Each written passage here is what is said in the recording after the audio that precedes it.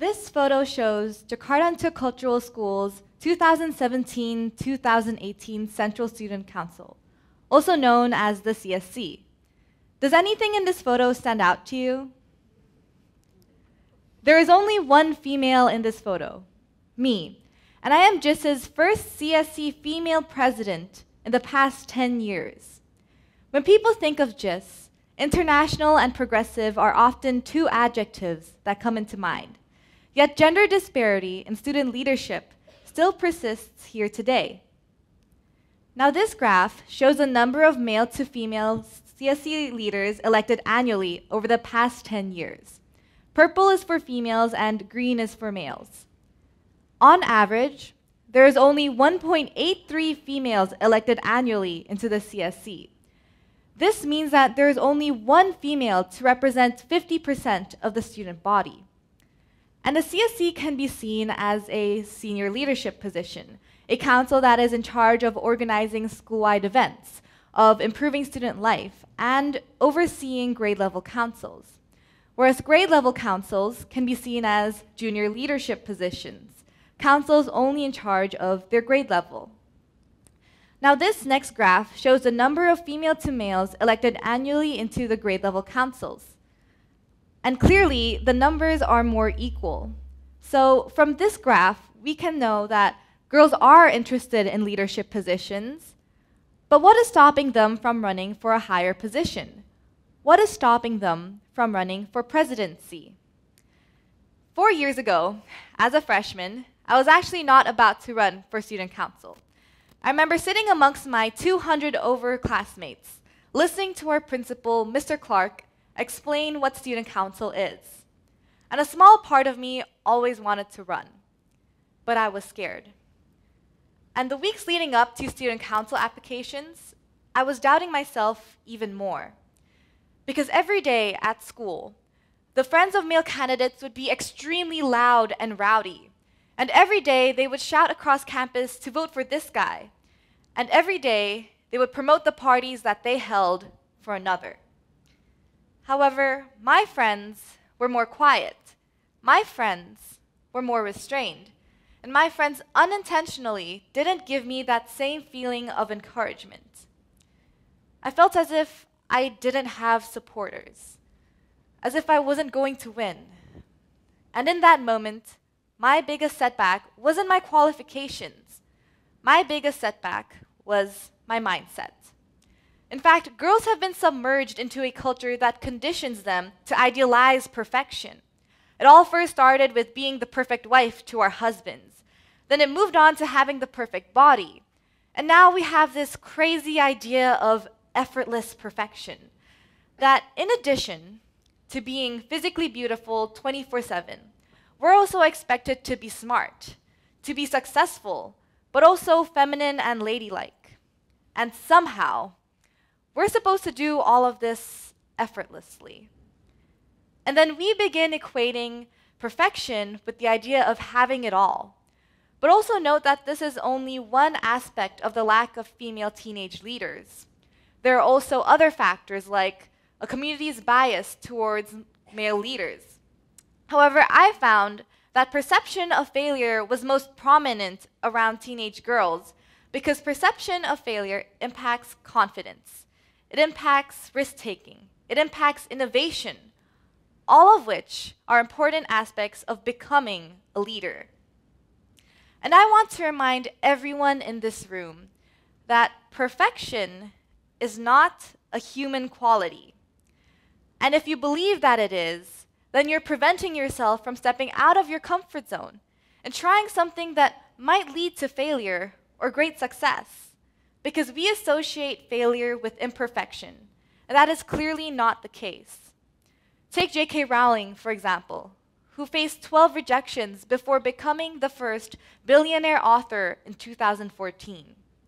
Or take Oprah Winfrey, whose failure inarguably launched her on a career of TV success. Or take me, who failed to make the cross-country traveling team in freshman year. But because I failed to make the cross-country team, it made me train harder over the summer, train harder over the next season, and become so dedicated to the sport that I became captain of the girls' cross-country team in senior year. You see, failure doesn't hinder you. Instead, it shapes the type of person that you will become. And we're so obsessed with this idea of perfection that we've created the fear of failure. And studies have actually shown that girls and boys interpret failure differently. A study found that teachers and parents give less and fewer cues to girls to try harder or again when they fail. Boys, however, are encouraged to persevere, to find new strategies. And then we begin to see how these experiences shape a person. Because boys begin to see failures as a learning experience, whereas girls see it as a threat. And a study by Stanford found that when fifth-grade students were given an incredibly hard task to solve, it was the girls who were derailed by confusion and unable to solve it. In fact, it was the highest IQ girls who couldn't solve it the most.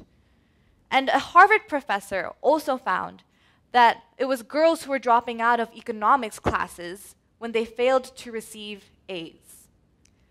But what I find even more interesting is that I don't have to look at all of these studies to see this disparity in mindset, because this disparity in mindset exists at JIS as well.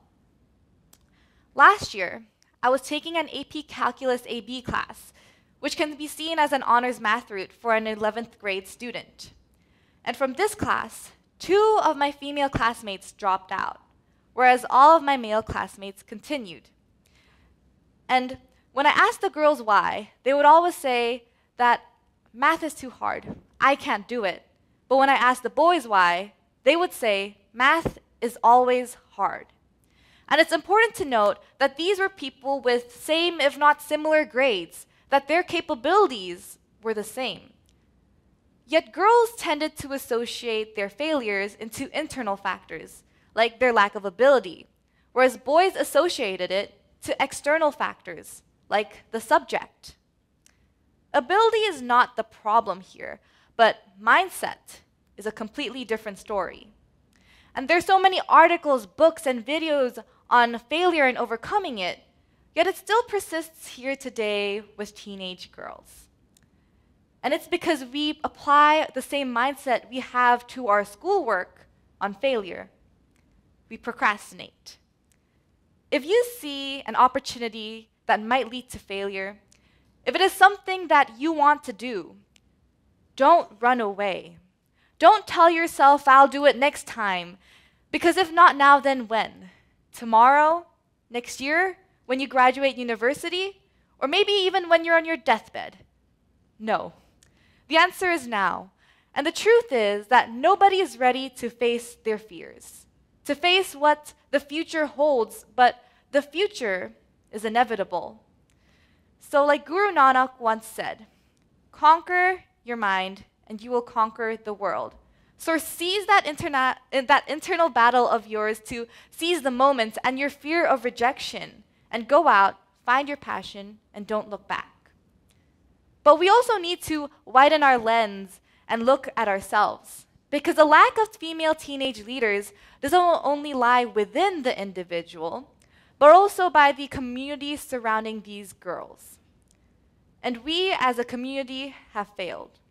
We have tried and tried to have more females in leadership positions by giving them the opportunities, by giving them the resources, but clearly we aren't successful.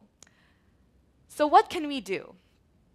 Girls will not step up to leadership positions if they don't see themselves as worthy or capable of these positions. And how they create these perceptions of themselves comes from the environment and the community around them.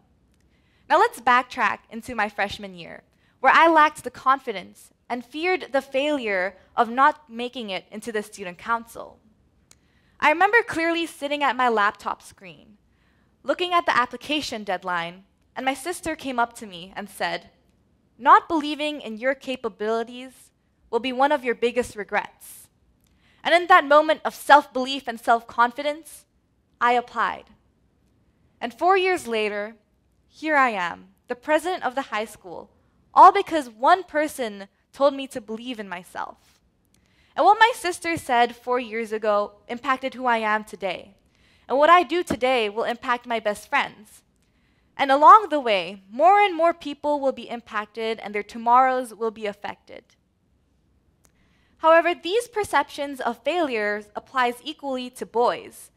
But from the studies to the statistics to this picture, we can already see that boys are already receiving this feeling and encouragement.